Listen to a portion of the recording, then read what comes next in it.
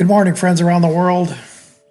As we consider ways we can build healthier and happier relationships with those we are close to and those we love, through this meditation series, let's consider the fifth category, the feelings of anger in relationships. Before we get started with today's meditation, let's do a recap of this category so far. In the first part, we considered how externalized anger has no middle. It's dualistic and often childlike. In the second part, we saw how this kind of anger can be destructive. And today, we'll consider how this sort of anger in relationships can be self-oriented. When we began looking at externalized anger, I described it as often childlike. One of the reasons for this is that children have not learned how to deal with the anger in any other way. It just comes out.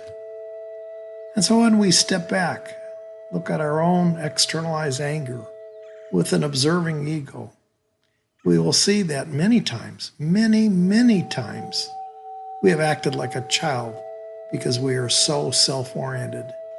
Do you know that when I was very young, I used to get up really early in the morning and look out the living room window, giving the sun permission to rise because I was there to see it.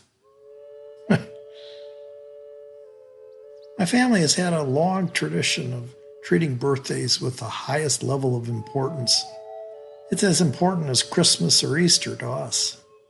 And so when Trish and I got married, I let her know of this family tradition. And each year, we'd celebrate one another's birthdays with great enthusiasm until one year when my birthday came along. It must have been 2 or 3 weeks before my birthday, and Trish hadn't asked me what I wanted for my birthday, nor did she even mention it. I began to wonder if she had forgotten about it, but then I dismissed that idea because I knew she knew how important birthdays were to me. And as the time passed by without her mentioning it, I began to wonder if she was going to throw a surprise birthday party for me. Yep, that's what it was, Eddie thought. On the morning of my birthday, no birthday acknowledgement came from her. Yep. No emails during the day.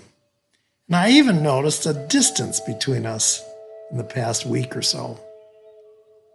I thought to myself, she's really performing well.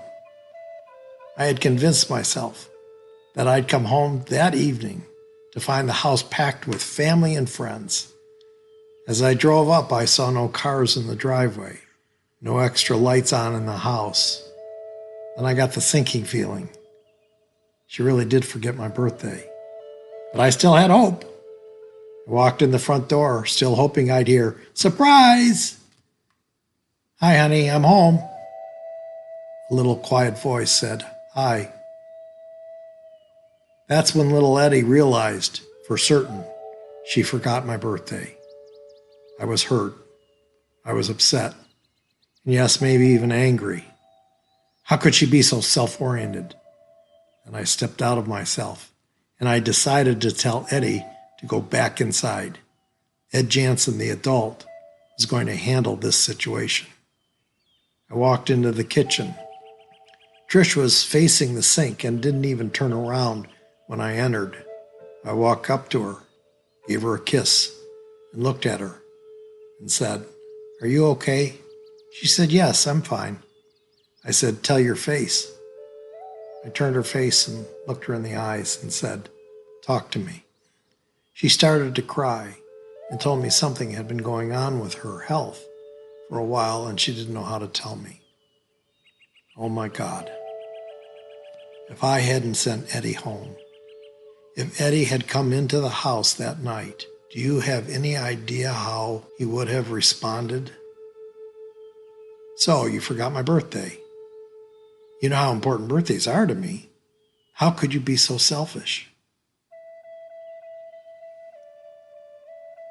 Externalized anger is often childlike. It has no middle. It's dualistic. If you celebrate my birthday, you're wonderful. And if you don't, you're horrible. You're selfish. Externalized anger makes it all about me. Let's take the rest of the time we have together this morning and consider our own externalized anger when we're in conflict with those we are close to and those we love? Consider these things. When I'm angry and upset with someone, do I make it all about me?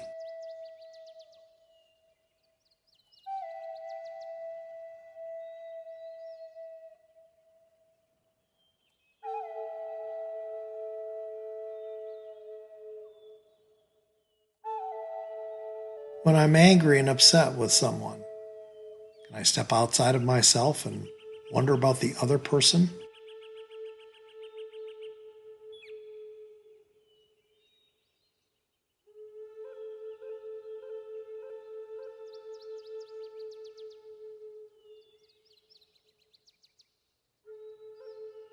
When I'm angry and upset with someone, can I think of ways to build a bridge instead of a wall?